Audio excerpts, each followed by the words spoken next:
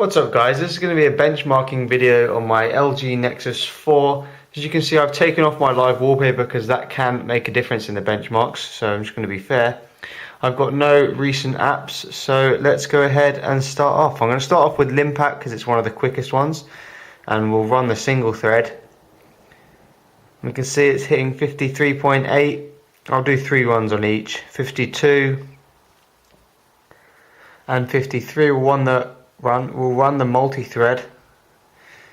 So a big difference, 112, 170 nearly, 113, we'll run more because we've got 2 inconsistents, 163, for some reason they're all inconsistent results, 114, 135, I don't know why it's all inconsistent, 153 with that precision. So yeah, obviously this just shows us that it runs a lot faster when we're using all the cores. Next up on the benchmark list is Nvidia Mach 2. This is a graphical test. Let's have a look how it does. I'll go ahead and zoom in a bit here for you and hit run.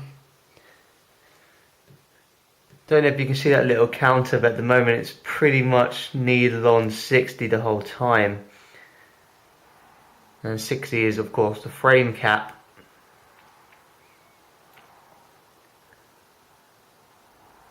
Bit of fluctuation there, went to about 55, 52, back up to 60, 59. Looks pretty damn smooth on the screen though.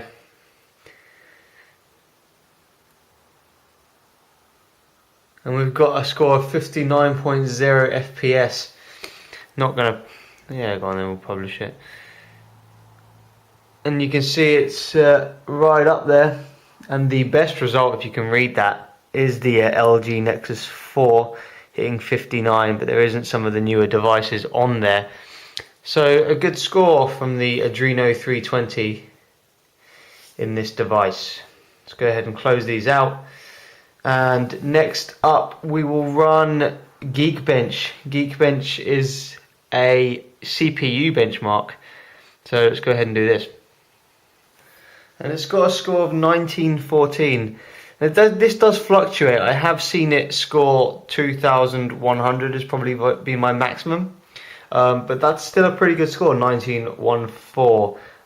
Just for comparison, the iPhone 5 gets a score of about 1730. So this does score better than the iPhone 5.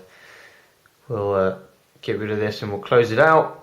Next up we will do, so we'll go ahead and do Antutu, and this is actually a new version of Antutu. It's version 3.0, which isn't actually available on the market yet, so it's got new tests and stuff like that. So I'm going to go ahead and just hit start.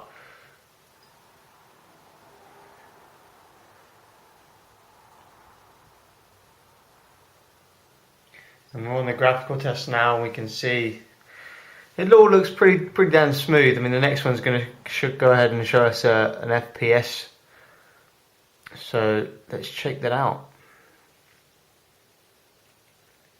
Here we go. It's rocked straight up to 55, 56, 57, 57.9 in a second, or 57.57. It's actually 57.9, 58.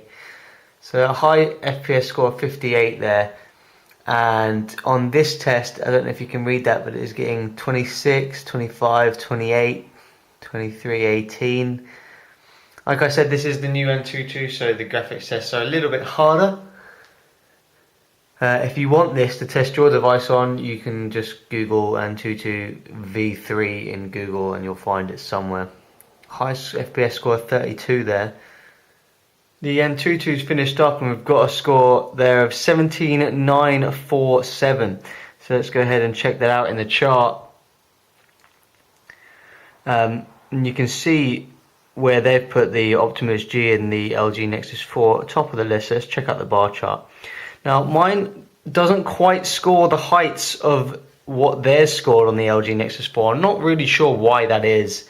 But still a very good score, you know, it's still top of the list. It still scores ahead of the Galaxy Note 2, ahead of the Galaxy S3, and ahead of the HTC One X Plus with its Tegra 3 clocked at 1.7, I think. So yeah, really good scores there from the new Antutu benchmark. Next up, we're going to go ahead and run Quadrant. Okay, run full benchmark. I'm just going to talk to you while this is going over. I just want to say some stuff like Quadrant hasn't been updated in so very, very long. It seems to be a favorite among benchmarkers, but it can easily be manipulated, and it just hasn't been updated, and I don't think it plays nice with Android 4.2 from what I've seen on my Nexus 10. So let's go ahead and check that out. FPS at the moment is locked on 60. Planet test 59, 58, 55, 69, 59. So pretty smooth there. On the DNA strand we've got 34. I haven't got GPU enabled rendering forced in the developer settings. That's something to note. And it does come top of the list, but nothing special. And like I said, I believe this is due to Quadrant not being ready for 4.2. It scores 4706. Now there are a lot of higher scores.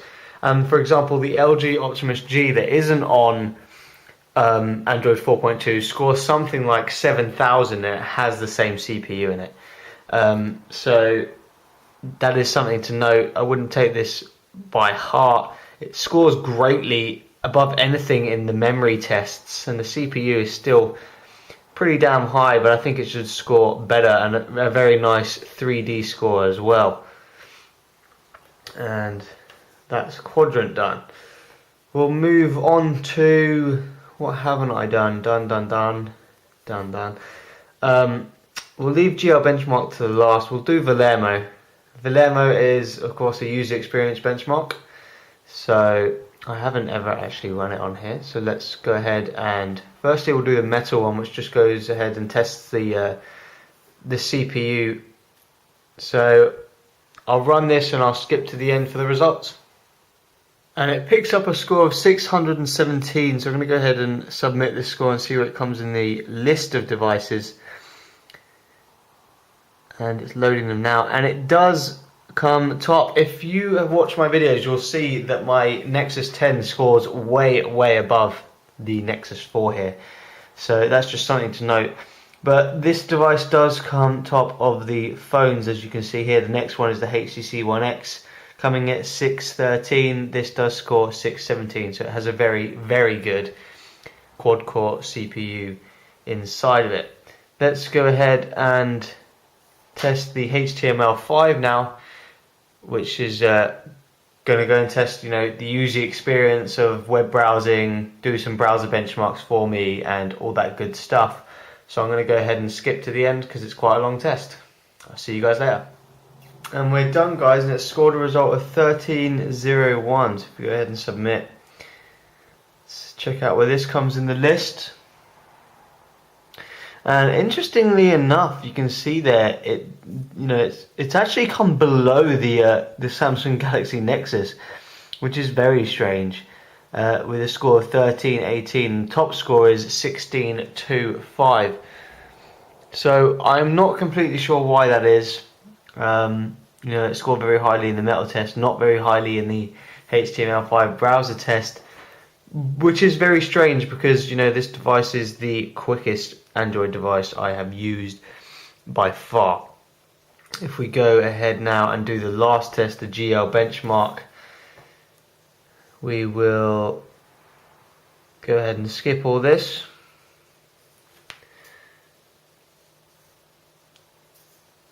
Okay, I'm going to do the performance test. I'm not going to do all the triangle stuff. I'm just going to go ahead and do the GPU ones on and off screen. I'll go ahead and start this, and I'll come back at results because this is a long test. Okay guys, and we've finished up, and from the look of it, They actually look pretty good, the scores. You can see here 39, 30, 27, 35, 27, 60, which is obviously a frame cap, and 78 on the off-screen test. I'm just going to go ahead and bring this up here, my Nexus 7, with the iPhone 5 results just to compare. Now, let's have a little look. So in the first test, Egypt benchmark 2.5 Egypt on screen, the iPhone scores 39.9. The Nexus, can you see that? I don't know if you can see that very well because the screen on this is really bright. So let's go ahead and turn that down. Yeah, there you go. The Nexus scores 39. Off screen, the iPhone scores 29.1, the Nexus 4 scores 30, so it wins out there actually. Both don't support this test. On screen, Egypt HD, it scores 38. The test over here on the screen gets 27, so definitely a win for the iPhone 5 there. Yeah, and the next on-screen test, on screen, the Nexus 4 scores 35, the iPhone scores 35.6, so pretty much a dead heat there, right? Off screen, it scores 23.2, the iPhone 5, the Nexus 4 scores 27, so it wins out there. The last classic Egypt's tests, the Nexus 4 scored 60 frames per second, which is obviously a frame cap, and so did the iPhone 5, you can see there. And lastly, the off-screen test, the iPhone scores 91.7, the Nexus 4 scored 78. So, you know, it's pretty much really similar. I mean, some tests the iPhone won out, some tests the Nexus 4 won out. And that's really interesting to see because the iPhone 5 has a very strong GPU. So this just goes to show you the Nexus 4 does have a very strong GPU in the Adreno 320. Just going to leave that there for you to see a little bit longer. I am actually quite amazed. I thought the iPhone would win out by a long way, and you know, it doesn't seem to have done that. So let me just go ahead and take a screenshot of this so I don't have to keep doing that. Yeah, so pretty good from the Adreno 320. Let's go ahead and move that out the way. And I believe that was my last benchmark. It was. So there are my benchmarks for my Nexus 4. Pretty good overall. Very good Adreno 320 scores. Very good CPU scores. This thing is an absolute beast. I mean, take benchmarks as you will, but this is definitely the smoothest device I've ever used.